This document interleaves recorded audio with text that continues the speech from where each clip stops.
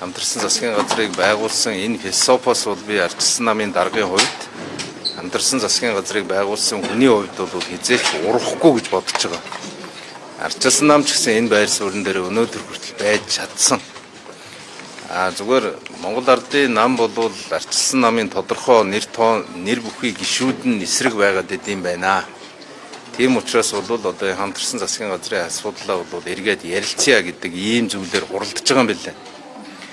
Тэгэхээр бол энэ шийдвэр гарахыг бол бид хүлээж байгаа. Шийдвэрт нөлөөлөхийг бол хүсэхгүй байгаа. Монголчууд энэ ядуу хэвээрээ үлдэх, Монголын асуудал шийдэгдэхгүй үлдэх, орон сууцчлуулах хөтөлбөр шийдэгдэхгүй үлдэх хамгийн их санаа зовоож байгаа зүйл бол Улаанбаатарын утаа хэвээрээ үлдэхэд бол энэ хариуцлагыг хэн хүлээх юм бэ гэдэг ийм асуудал байна.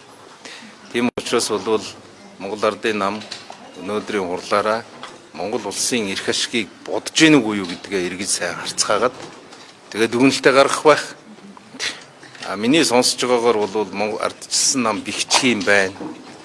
Ардчилсан нам бол одоо хамтарсан мөртлөө их хурлын гишүүд нь үгээ хэлээд байна гэдэг ийм зүйлийг ярьж байгаа юм билээ. Зүгээр ардчилсан нам өөрөө ийм олон ургалж үзэлтэй нам шүү дээ. Өөрийнх нь засаг байсан ч гэсэн манай намын гишүүд бол шүүмжилдэг. Манай намын гишүүд бол өөрийнхөө ерөнхий сайдыг шүүмжилдэг хүмүүс шүү дээ. Тийм учраас бол энэ нам бол өнөөдөр энэ өөрийнхөө өнгө төрхөөрөө л байгаа. Энийг бол Монгол Ардын намын нөхдүүд маань ойлгож хүлээж авч сурах хэрэгтэй. Түүнээс биш одоо хамтарлаа гэдэг нь намын гишүүдийнхээ амийг бариа гэсэн үг ерөөсөө биш. Ийм хэлцээрийг бол бид нар хийгээгүй. Бид нар бол улсын эрх ашигыг бодож ажиллаж байгаа. Тэг гэдгийг одоо дахиад хэлмээр байна. Тэгээ бид нар ч гэсэн улс төрийн зөвлөлд одоо ардчилсан намынхаа улс төрийн зөвлөлтөөр их хурлын гишүүдээр өргөтгөөд энэ асуудлыг ярина. Хамтарсан засгийн газар байгуулахад намын дарга нар бас хоорондоо гэрээ байгуулсан. Тухайн гэрээн дээр одоо ямар нэгэн заалт байгаа юу? Хэрвээ туйлын хүрээнд тодорхой одоо заасан юм. Бид бол итгэл үнэмшлээрээ хамтарсан шүү дээ. Тэр итгэл үнэмшил хаана байна вэ гэхээр улсын эрх ашиг нэгд байна л гэдэг ийм итгэл үнэмшил. Улсынхаа эрх ашигаас урвсан тохиолдолд бол эвсэл задрах ёстой. Хамтарсан засаг тарах хэрэгтэй. Улсын эрх ашиг өнөөдөр улсын эрх ашигаа орхиод намынхаа эрх ашиг, намын нэр хүнд тодорхой хүмүүсийн эрх ашигын төлөө шийдвэр гаргаж байгаа бол цаашаага ингээд л явна. Түүнээс биш ардчилсан нам одоо засагт байлгаад өгөөч гэж хизээж гуйхгүй. Ардчилсан нам бол одоо юу гэдгийг улсынхаа эрх ашигаас хизээж урахгүй. Бид бол тавьсан зорилтынхоо төлөө засгийн газрын 24-өөс 28 оны мөрийн хөтөлбөрийг хэрэгжүүлэхийн төлөө бол тууштай ажиллаж байгаа. Ер нь одоо эргээд харах юм бол энэ 7-8 сарын хугацаанд бол ардчилсан нам 2 удаа завсарлага авсан. Ингэж завсарлага авахдаа засгийн газрын мөрийн хөтөлбөрийг хэрэгжүүлэхгүй тухайд бол ерөөсөө завсарлага аваагүй. Ардчилсан намын тодорхой гишүүд бол санаачлаг гаргасан. Гэхдээ ардчилсан намын улс төрийн зөвлөл бол хизээч хамтарсан засгийн үйл хэрэгт садаа болох шийдвэр бол гаргаж байгаагүй гэдгийг бол бүгдээрээ мэдж байгаа. Тийм учраас бол бид бол байгуулсан гэрээнийхээ талд хатуу байгаа. Тийм ч учраас эх жилийг 26 оныг бол эдийн засгийн либералчил хийя, чөлөөт эдийн засгийг цогцлооё гэдэг ийм одоо хөгжлийн төлөвлөгөөг бид нар оруулж ирж байгаа. Юу вэ гэвэл бизнес эрхэлж байгаа хүмүүс нь илүү амар тайван, илүү татврын дарамтгүй, илүү хүнд сурталгүйгээр байх тэр эрх зүйн орчныг 26 онд хэдүүлээ хийя.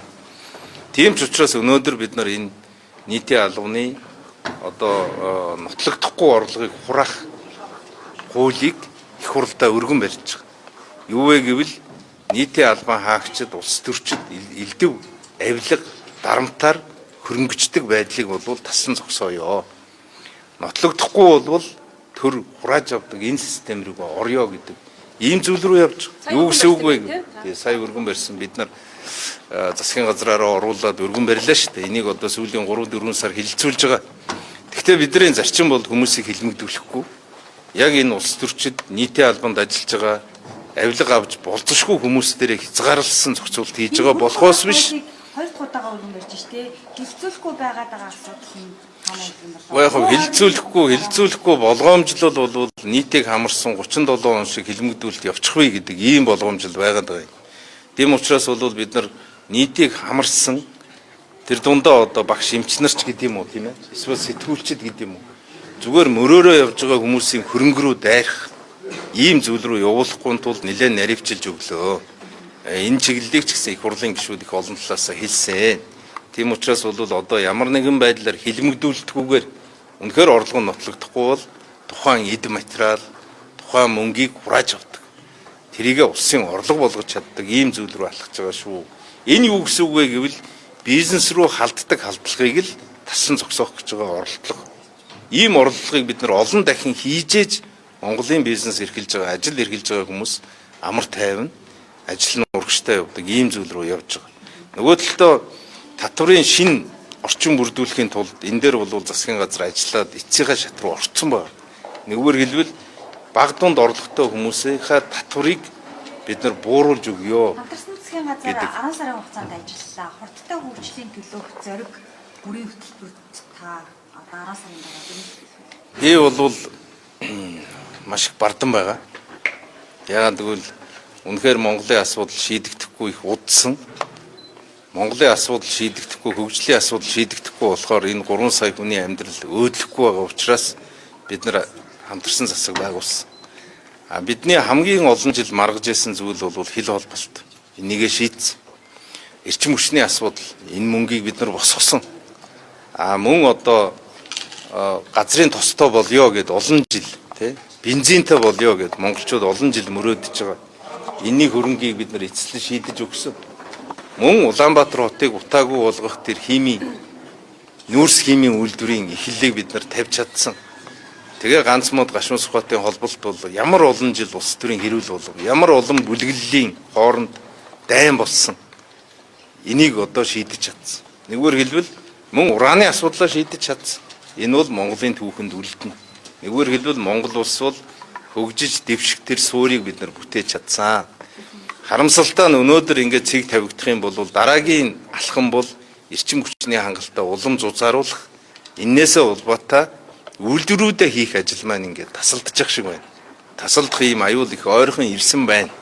Тэрэнд бол харамсаж байгаа. Нөгөө талдаа бол хийсэн ажилдаа бол энэ богино хугацаанд энэ 10 жил 20 жил шийдэж чаддгүй зүйлийг 10 сарын хугацаанд шийдэж чадсанараа бол энийг бол Монголын түүх дүгнэнэ. Энэ бол их олон жилийн дараа яригдах ийм зүйлийг бүтээж чадсан гэж. Намууд хамтраад үйлчлээ. Одоо магадгүй Монгол Ардын нам за дангаараа засгаа бүрдүүлье гэж бодоход улсын хурал дээр, магадгүй засгийн газар дээр, тодорхой бодлогууд дээр, бодлогууд дээр ер нь ямар нөхцөл байдал үүсэх вэ? Ер нь бол хямрал гэдэг нь дахиад ирэх юм шүү. Ер нь бол засаглалын хямрал ирэх нь тодорхой шүү дээ. Энэ бол өнгөрсөн хугацаанд нөгөө мажоритар системээр яваад олон цөөнх гэдэг зодоо Монголын төрийг засдаг нөгөө ЭВ-ийн ухаанаа алдсан байсан орчин руугаа буцаад орноо. Тэр бол баталгаатай. Зүгээр би Монгол Ардын нам шийдвэрээ гаргаагүй байхад би олон юм ярмааргүй байна. Тэрийг та бүхэн маань бас одоо хамтарсан засгийн тэргуун шадар сайд нь элдв юм яриа зогсож болохгүй шүү дээ. Тэрийг та бүхэн маань бас ойлгоорой. Үнэхээр шийдвэр нь гарах юм бол бид бол тэр үед үгээ хэлнэ. Ер нь цаашаагаа бол би бол арчилсан намаас нэг л зүйлийг хүснэ. Улс орны эрх ашигыг нэг тавьдаг энэ сэтгэлгээгээ хадгалж явахыг хичээгээрэй. ЭВ гэдэг бол энэ Монгол төрийн том ухаан одоо нэвтрэх гэж оролдож байгаа юм. ЭВ-гүйгээр Монголын парламент зүгээр дайсагнал зодооноор бол цаашаа явахгүй. Ялангуяа энэ сошиал асар өндөр түвшинд хөгжсөн байгаа энэ цаг үед бол зодоон бол Монголыг хуваана. Монголын талцал бол хөөрхий суман дээр очичдаг юм аа. Баг руу орчдөг юм аа. Айл гэрлүү орчдөг юм аа. Ажлын бүтээмжийг бүр нь унагадаг юм аа. Тэгээ Монгол хүний энэ одоо характер, монголчуудын одоо өв соёл гэдэг их олон зүйл бол яг энэ сошиал нийгэмд бол сорилттой тулгарч байгаа шүү. Тийм учраас бол ардчилсан нам ЭВ-ийг сахидаг улсын хөгжил, улсын эрх ашиг нэгт гэдэг энэ зориг агсныхаа үгийг бол мөнхөд санаж яваарай л гэж хэлмээр байна. Өнөөдөр та нарыг улс төрийн зөвлөл гаргалтаар асуудал хаашаа чиргэж байгаа юм шүү дээ. Та нарыг одоо засгаас хар гэдэг зүйл яриу яах вэ? Ого ярих хэрэгтэй шүү дээ. Олон талаасаа юм яриа. Түүнээс биш бид нар бол ярихаас зүхтаадаг нам бол ерөөсөө биш. Намынхаа гишүүдийг үг хэлхийг хориглодог нам бол ерөөсөө биш. Энэ бол намын онцлог бий. Тийм учраас ардчилсан нам жишээлбэл одоо дөрмөө өөрчилж штэ. Цаашаа ардчилсан нам бол институт рүү шилжилт рүүгээ орж байгаа. Өнөөдөр 2 жилийн өмнө ардчилсан нам ямар байсныг та нар бүгдээрээ мэдж байгаа шүү. 2 хуваагдсан, 2 тамхтай, 2 байртай, 2 даргатай, 2 гэрчилгээтэй гэдэг ингээд. Тэгэхээр бол энэ зовлонгийн ард гарсан улсууд бол тийм илүү их тийм зовлон үдсэн хүн илүү хүчтэй болох ёстой. Тэгэхээр бол энэ хүчрхэг Монголд л хүчтэй нам байна уу гэхээс биш ядарсан Монголд бол тийм хүчтэй улс төрийн хүчин гэдэг бол ойлголт байхгүй шүү дээ. Тэгэхээр бидний тавих зорилго бол энэ байгаа 4 жилийнхаа хугацаанд Монгол улсаа хүчрхэг болгох ёстой. Сөрөг хүчин боллоо гэхэд үр зэрэг хэрхэн харагдаж байна та бүхэнд? Гөө шүүмжлэлтэй хандлага нь бол нэмэгдэх байх. Тэр бол их тодорхой байгаа. Ойлгомжтой шүү дээ. Зүгээр миний хувь хүний итгэл үнэмшил бол улс орны эрх ашигыг хүчин дарсан тийм улс төр битгий хийгээсэй л гэж бодож байна. Хэдэн хүний сайд болох эсвэл магадгүй том төслүүдтэй холбоотойгоор тодорхой компаниудын эрх ашигын улмаас энэ асуудалд явагдаад байна уу гэдэг байна. Олон зүйл бий. Асуудал шийдэгдсэний дараа бол олон хүн дуурах байх.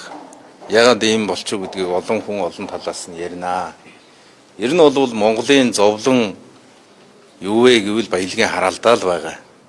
Баялагийг Монголын ард түмэнд аваачиж өгөх гэсэн хүсэл зориг энэ төрд байна уугүй юу гэдгээс их юм шалтгаална. Болохоос өмнө үгүй ярьсан юм шүү. Бүгдээ одоо ардаа эзэнтэй гэдэг жисэн. Үгүй би жагсаалыг тэгж хэлээгүй шүү. Сэвэлтийг хэлсэн.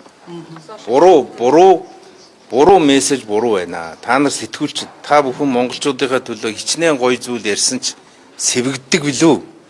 Хүнд хүрдэг билүү? Гэтэл засгийг унгахын төлөөх сэдв болгоно хүнд хүрж байна. Олонд хүрж байна. Олон тороол ажиллаж байна. Би жагсаалын тухай яриаггүй шүү.